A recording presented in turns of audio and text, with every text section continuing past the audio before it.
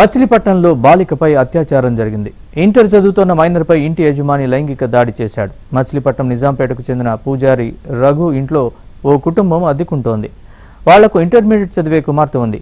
బాలికను లొంగ తీసుకుని బెదిరించి రఘు పలుమార్లు ఆమెపై అత్యాచారం చేసినట్టు పోలీసులు తెలిపారు. ఈ క్రమంలో బాలికకు నీరసంగా ఉండడంతో తల్లిదండ్రులు హాస్పిటల్కు తీసుకెళ్లగా గర్భవతి అని తేలింది. దీనిపై పోలీసులకు ఫిర్యాదు చేయడంతో నిందితుడిపై పోక్సో కేసు నమోదు చేసి అరెస్ట్ చేశారు.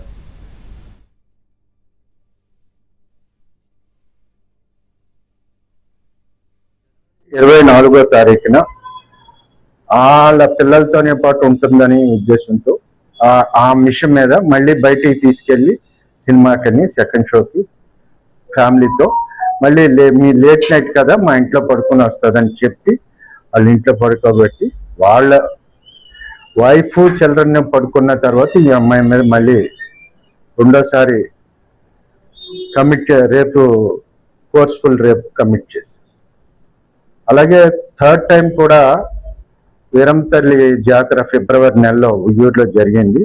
అప్పుడు కూడా అమ్మాయిని తన భార్యకి పిల్లలకి సహాయకురాలుగా తీసుకెళ్ళి మళ్ళీ లేట్ నైట్ అవ్విందని మా ఇంట్లో ఉంటుందని చెప్పి మళ్ళీ ఆ టైంలో కూడా ఆ రోజు రాత్రి కూడా అతను రిపీటెడ్గా మానభంగం.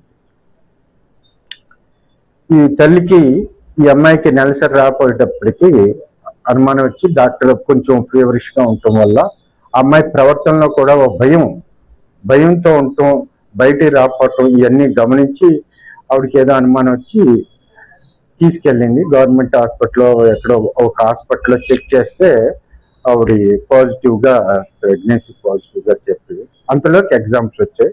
తన కూతురు జీవితంలో ఇది పడిపోయింది, ఎగ్జామ్స్ పోతాయేమో. ఎగ్జామ్స్ అన్నీ అవ్విన తర్వాత పోలీస్ స్టేషన్కి వచ్చి నిన్న మాకు